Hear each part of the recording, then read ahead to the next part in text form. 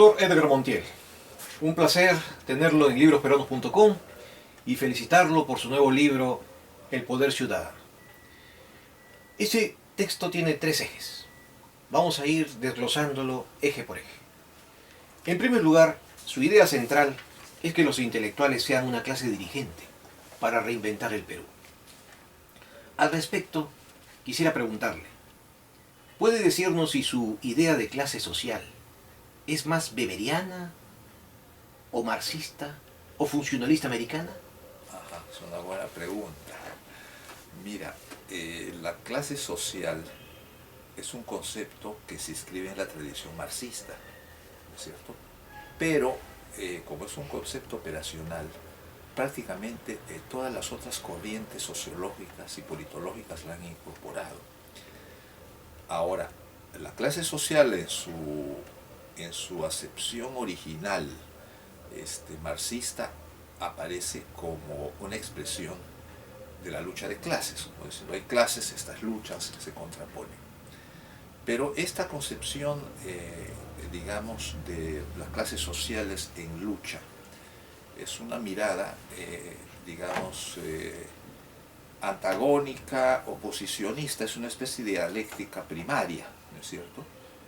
Porque en esta época, yo diría, sobre todo en los últimos 50 años, este concepto de lucha de clases se ha transformado o se puede presentar de otra manera. Y yo creo que, por ejemplo, la concepción oriental, ¿no? La de Confucio. Confucio te habla, pide, por ejemplo, que las sociedades sean armónicas. Cuando dice y pide que sean armónicas, lo que está diciendo, miren, si las sociedades no son armónicas, entonces nace el conflicto, el choque, la confrontación. Es otra manera de llamarle lucha de clases. Occidente, habituado a las antinomias, a la dialéctica griega, entonces piensa por oposiciones. El otro dice no. Podemos atenuar, digamos, la tradición confrontacional y vamos a crear, vamos a promover medidas que permitan, digamos, lograr un nivel de armonía. Entonces, armonía, ¿qué quiere decir? No quiere decir que no exista conflicto. Lo que quiere decir es que cuando hay inarmonías sociales rotundas, entonces ahí nace el conflicto, la conflagración. Sociedades como la peruana, por ejemplo, han sido víctimas de eso. Como los políticos, los poderes oligárquicos, no han sido redistributivos, no han sido reformadores, reformistas, entonces había que luchar contra esas élites por la vía armada, ¿no? Por el terrorismo. Pero se ha visto que esa solución tampoco no resuelve las cosas, ¿no es cierto? Porque hay una dimensión sacrificial en ver ese problema de esa manera. Entonces, veamos cómo establecemos las armonías sociales, cómo salimos de las inarmonías para entrar en las armonías sociales. Yo utilizo el concepto, digamos, de las clases sociales o de la sociedad un poco en ese sentido, más bien, digamos, con un sentido funcional y operacional. Hay un aspecto problemático en su planteamiento que merecería una aclaración de su parte. ¿Cómo tener fe y esperanza en que los intelectuales peruanos de la presente generación pueda constituirse en una clase dirigente capaz de reinventar el Perú cuando al parecer dan la impresión de que han perdido el poder contestatario y el poder de reinventar y de imaginar un nuevo Perú? ¿Cómo tener esperanza en esta clase de intelectuales? Sí, yo creo que también, a lo mejor, estas nuevas generaciones utilizan nuevas maneras de luchar. Antes, digamos, ciertas generaciones, hasta los 60, 70, eran una generación patria o muerte, ¿no es cierto? Todavía hay un lenguaje sobre eso, el bloque nacional popular, la lucha de clases, la dictadura del proletariado, pero yo creo que todo eso ha quedado atrás. La historia no ha respaldado esas tesis y los pueblos han validado vías de negociación, creación de sistemas de partido, congresos donde hay una representación de la diversidad económica, política y cultural del país. Entonces, los intelectuales en ese esquema tienen un rol importante que jugar. ¿Por qué? Porque los intelectuales forman parte de lo que yo llamo el comunitariado. Es decir, antes estos trabajadores vendían su fuerza de trabajo. Fuerza no en el sentido metafórico, era punch, ¿no es cierto? Vendían, esa es un poco la definición marxista. Pero ahora vendemos nuestra inteligencia, nuestro saber. Hay una economía del saber. Ahora todo se innova, todo cambia. Y en esto los intelectuales juegan un papel. El valor agregado que tienen ahora los productos es gracias a un valor intelectual. Uno produce, en este libro, por ejemplo, hemos escogido esta figura por una razón siguiente. Por ejemplo, aquí está, miren, aquí están no solamente las nuevas tecnologías, ¿no es cierto? Que de alguna manera, digamos, agilizan, permiten la producción masiva, pero también los productos naturales, ¿no es cierto? Por ejemplo, como el ají, los alemanes están trabajando en laboratorios para que sirva de analgésico. Utilicen las operaciones dentales, el ají. Nosotros, si ya le dieron un valor agregado, nosotros lo comemos aquí el ajicito muy rico, nomás para acompañar nuestras comidas, pero en otras partes le están dando otros usos. Bueno, la papa, los productos naturales, la creatividad. Mira, a la moda, nosotros, hay una corriente creadora, las alhajas, el arte, ¿no? Pero también el turismo, ¿qué aparece el turismo? El que toca cajón, la familia, ¿no es cierto?, que adquiere nuevos hábitos. Entonces, en este contexto en el que la economía es una economía creadora, con alto valor agregado intelectual, incluso artístico, como ves ahora, por ejemplo, todos los productos tienen que estar bien empaquetados, tienen que ser atractivos y tal. Entonces, la parte científica, las investigaciones, la tecnología, la creatividad, la dimensión artística, ayudan a esta economía creativa. Bien. Y sobre este primer punto, este primer eje, Sí.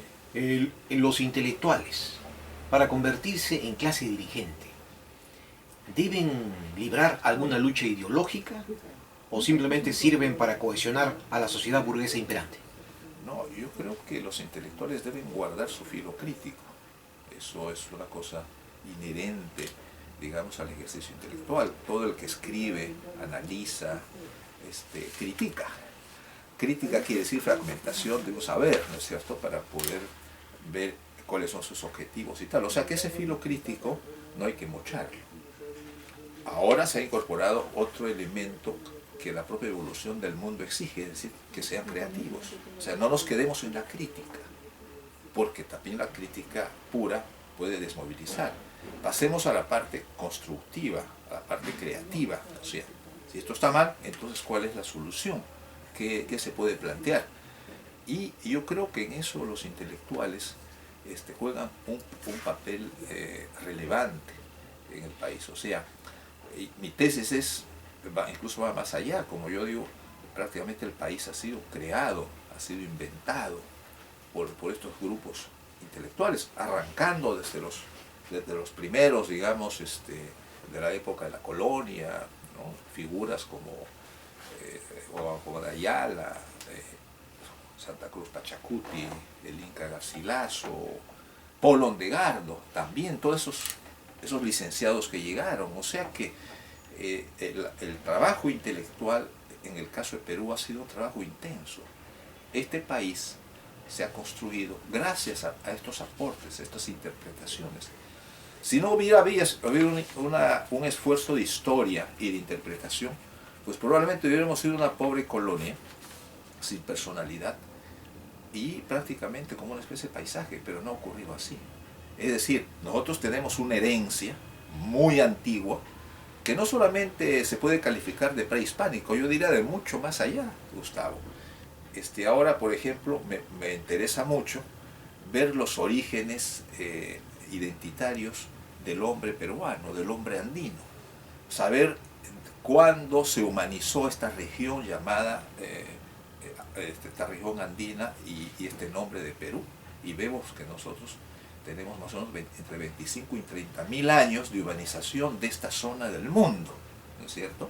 Entonces, ¿y cómo se humanizó esta zona del mundo? Cuando se encontró, digamos, con estas tierras accidentadas, montañosas, selvas agrestes, entonces el hombre aprendió a trabajar de manera comunitaria y tuvo que ser creativo. La creatividad lo salvó y creó los andenes y domesticó la papa y tuvo que trabajar juntos. O sea que hay elementos que no son de la moda. Perfecto. Son muy arraigados, que vienen desde muy atrás. Correcto, pero doctor Montiel, tuvieron que formar los ayllus y no iban a sobrevivir. magnífico. Pero doctor Montiel, ¿no percibe usted que tenemos actualmente un problema estructural de carácter histórico y quisiéramos una explicación de su parte? Me estoy refiriendo al papel del Estado y con esto entramos al segundo eje de su libro.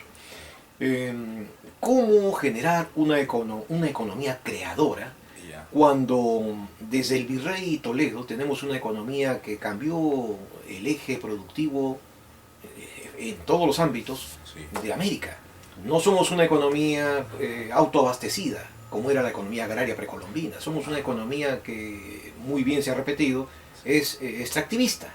Sí. Y entonces, y el papel del Estado durante más de 400 años no ha cambiado en la República este eje.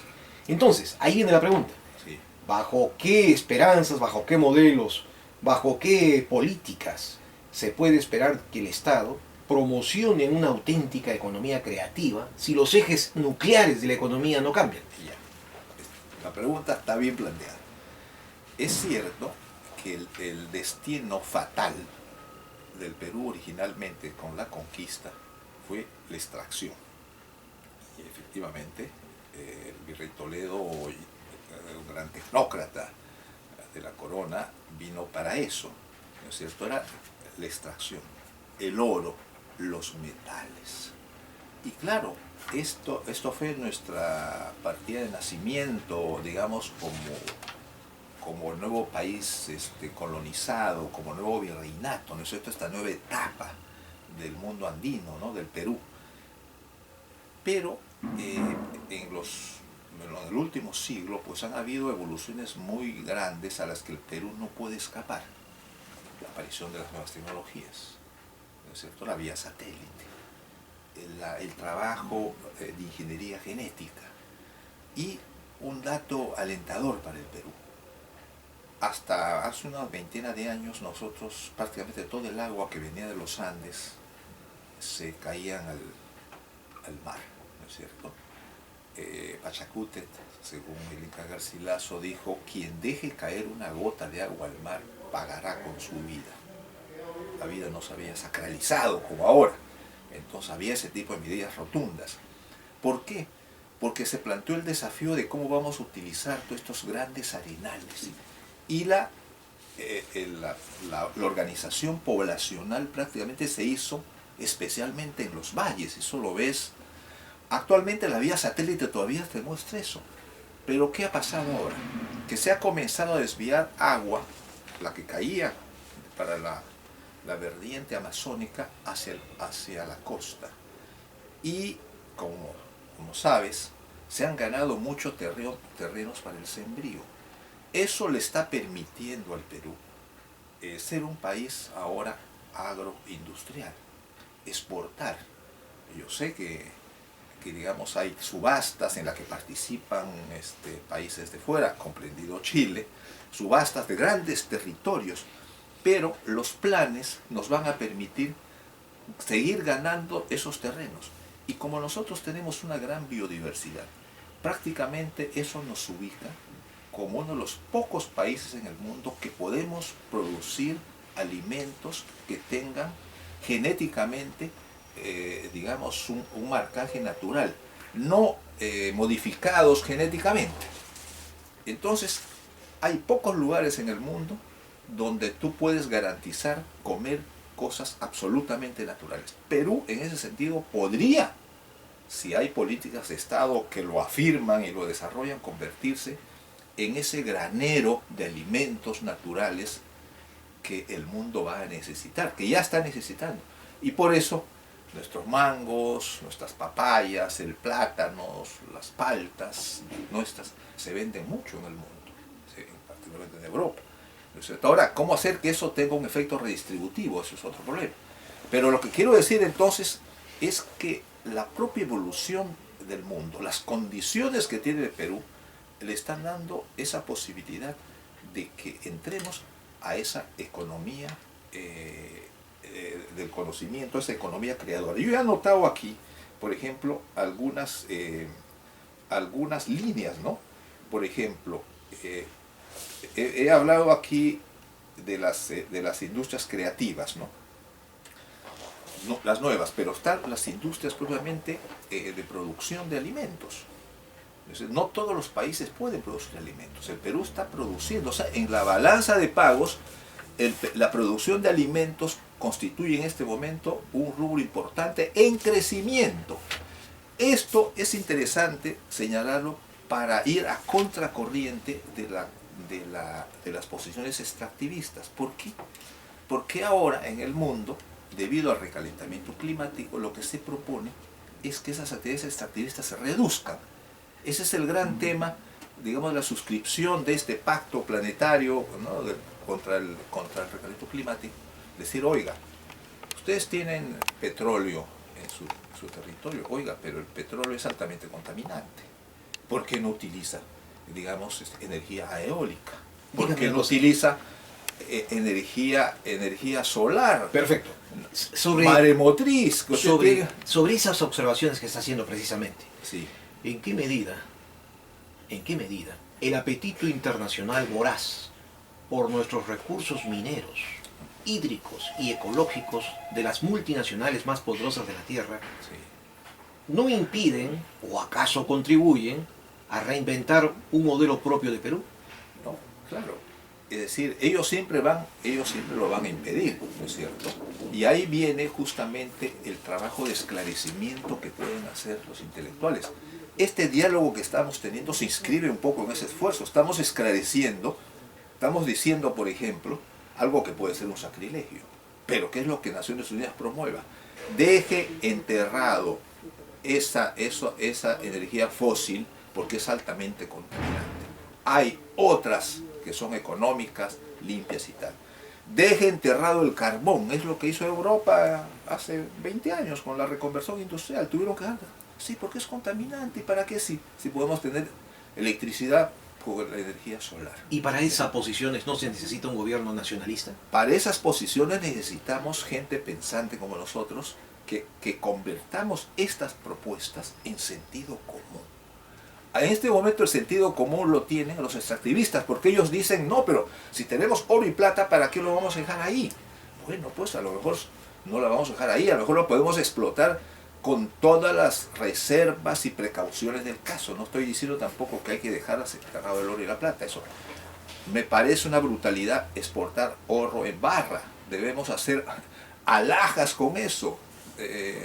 Italia vive de producir alhajas y no tiene oro en ninguna montaña, lo hace con las barras que vienen del Perú o de otros países. Entonces tenemos que decir, las alhajas, los usos industriales y científicos del oro y la plata, pues podemos dar otra utilidad. porque el oro de Cajamarca tiene que salir en barras? Mejor que salga en aretitos, brazaletes, anillos. Para terminar con ese segundo eje, ya.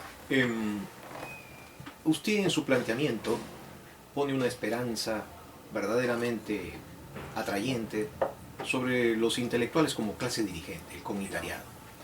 Le pregunto, ¿cómo tener esperanza en la cultura? Porque representan la cultura.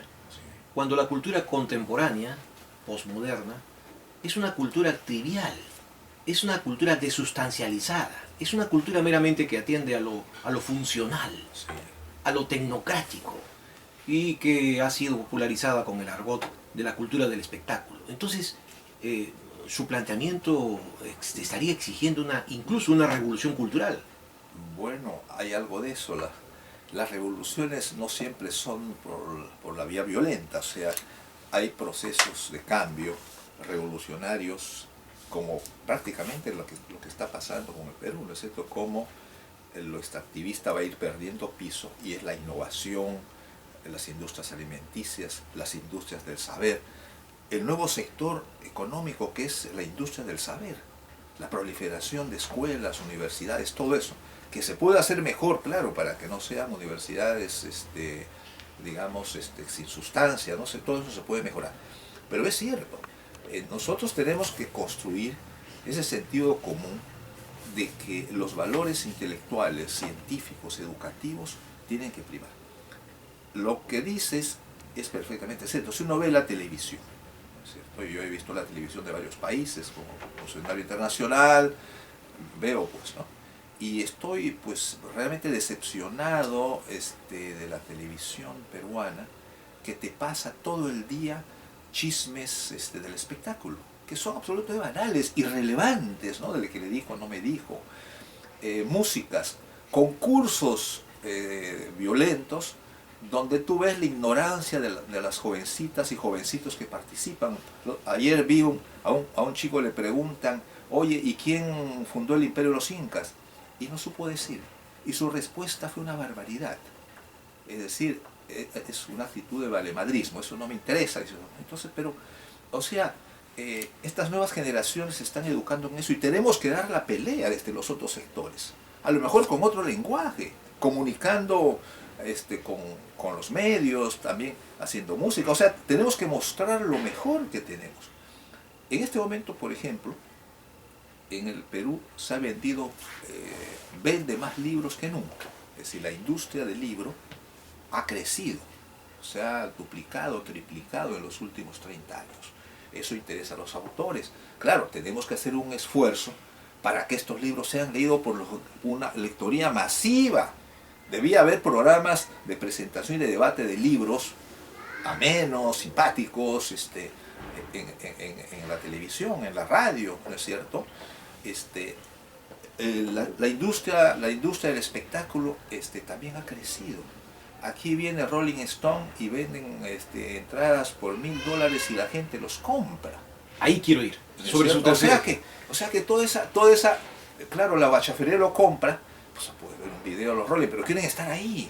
O sea que plata hay, ¿no es cierto? Hay esta mutación del país, esta reinvención, digamos, un nuevo tipo de consumo, estas nuevas clases medias, que son clases medias nacionales, en el sentido, no es la vieja oligarquía. Correcto. No es la clase media limeña de hace 50 años. ¿no? Claro, pero ¿no cree usted que la clase media que va a la universidad, y es el tercer eje que estamos abordando, sí, es una clase media que se ha frivolizado hasta el extremo del consumismo más netamente cavernario, y el que expresa en realidad el sometimiento de la educación a intereses meramente productivos, que son el eje nuclear del sistema capitalista? En otras palabras, ¿por qué tener esperanza en una universidad que cree escuelas de gobierno si se trata de una universidad mercantilizada y no una universidad humanizada? Hemos perdido la esencia humanista de la universidad. ¿No habría primero que recuperar la esencia humanista de la universidad antes que darle escuelas nacional de gobierno? sí, ¿Que van a reproducir la lógica capitalista de someter la educación a la producción? sí, mira, yo creo que estas escuelas de gobierno, no hay muchas tampoco, ¿no? Hay una que está en la Católica y otra que está en la San Martín. Pero estos equipos no son los que están en el poder. Probablemente los de la San Martín sí, ¿no? Porque el segundo gobierno García fue, digamos, técnicamente mejor manejado porque la gente de su escuela lo apoyó, o sea, tuvo, digamos, equipos que trabajaron con él. Pero este esfuerzo lo tenemos que hacer porque eso es uno de los graves problemas, Gustavo, de nuestro país. Nosotros no tenemos un cuerpo dirigente cohesionado, preparado, donde haya de todo, científicos, ingenieros, humanistas, artistas, todos, los necesitamos a todos, ¿no? Un artista crea país, produce sociedad, transmite valores. He visto, por ejemplo, que se acaba de dar una medida para implementar, creo que van a ser 8 horas más de enseñanza. y van a haber mañana y tarde, y se ha incorporado la educación física y la educación artística. Se han ampliado los temas de ciencia y tecnología y se ha ampliado la enseñanza del inglés, ¿no es cierto? Bueno, está bien, pero nos falta. Por ejemplo, ¿no te has dado cuenta que en nuestro país, a pesar que tenemos una gran cultura, excepcional en el mundo, llena de reconocimientos como Patrimonio Mundial de la Humanidad, y no tenemos un sílabus, cursos sobre cultura peruana? O sea, no se ha organizado la transmisión de esta cultura a las nuevas generaciones, a los niños y tal. No la contamos ni en la primaria, ni en la secundaria, ni en las universidades. No hay una maestría, una licenciatura sobre cultura peruana. No digo que se tenga que aprender y enseñar de manera pasiva en un libro, no. Los niños tienen que aprender a preparar un ceviche en la escuela a los 7, 8 años, como es el anticucho, a bailar músicas de todas las regiones. Todo eso integra el país, transmite y evitaría las manifestaciones de exclusión y de racismo que se dan de manera casi cotidiana en el país. De pronto alguien dice, oye, serrano, sal de ahí. Pero ¿viste? La sierra, digamos, es un país, el corazón de este mundo andino, ¿no? Pero en fin, entonces, todas esas cosas se pueden superar y ayudarían al desarrollo y a la cohesión del país si lo transmitimos a través de la escuela, desde muy chiquitos, y de manera viva, que pueden ser además, junto con los cursos de geografía, con los cursos de historia, con los cursos de música, pero se puede hacer un paquete que signifique, digamos, donde los niños aprendan los grandes valores de la cultura peruana. Finalmente llegamos al capítulo último del mandato de la ciudadanía. Aquí hay una pregunta que valdría la pena esclarecer. Cuando usted habla del derecho soberano del elector, la pregunta es, ¿acaso realmente existe la llamada sapiencia del elector? Últimamente han pasado la segunda vuelta electoral presidencial dos candidatos que tienen implicaciones en los papeles Panamá. ¿Dónde está la sapiencia del elector? Cuando vivimos en un mundo dominado no por las ideas, sino por el marketing, el carisma, el dinero y la publicidad. Y ya. Esa es una constatación, ¿no es cierto? Y se trata de eso, de qué manera cambiar esa situación. Por eso, en este cambio, la cultura, la educación, la ciencia, las artes, la cultura crítica, tiene que cumplir un rol. Es cierto que en este momento estamos avasallados por esta cultura, esta mediocre cultura televisiva. Tenemos una élite política que no tiene plenamente conciencia de estos temas, y por eso nosotros necesitamos crear ese cuerpo. Es mucha responsabilidad gobernar un país como el Perú, que es un país de los pocos países biodiversos en el mundo, que tiene un balcón marítimo enorme, con unas riquezas que están subutilizadas, subgobernadas, con unos recursos, ¿no es cierto? Ya hemos hablado de los extractivos, pero también de los naturales, y unas gentes que en sus orígenes, para sobrevivir, tuvieron que ser creativos, recíprocos y trabajar de manera conjunta. Esos valores hay que ponerlos en consideración. Necesitamos tener esos ingenieros, esos biólogos, esos ingenieros de resistencia y materiales, porque estamos en una zona sísmica, ¿no es cierto? Esos biólogos y esos estudiosos de los recursos naturales para mantener esa biodiversidad. O sea, nosotros estamos ahora subgobernados. O sea, nosotros no tenemos un grupo gerencial, digamos, que haga rendir a este país. Hacen lo más fácil, extraer cosas y exportarlas. Eso no deja nada, deja contaminación. Nos deja dólares, pero a cambio nos ensucia el medio ambiente, ¿no es cierto? Destruye comunidades. Entonces, tenemos un gran desafío. Y ahí creo yo, el grupo, los intelectuales, los artistas, los científicos, los tecnólogos, tenemos un papel que cumplir y hay que asumir ese reto. Hay que dar la pelea para poder tener posiciones dentro del Ejecutivo, dentro del Estado, en el gobierno de los departamentos, ¿no es cierto? Ahí está, digamos, para estar más cerca de las realidades del país. Yo creo que ese es un deber ineludible que tenemos por delante el sector intelectual y el sector científico. Felicitaciones nuevamente por su libro y muchas gracias. Gracias.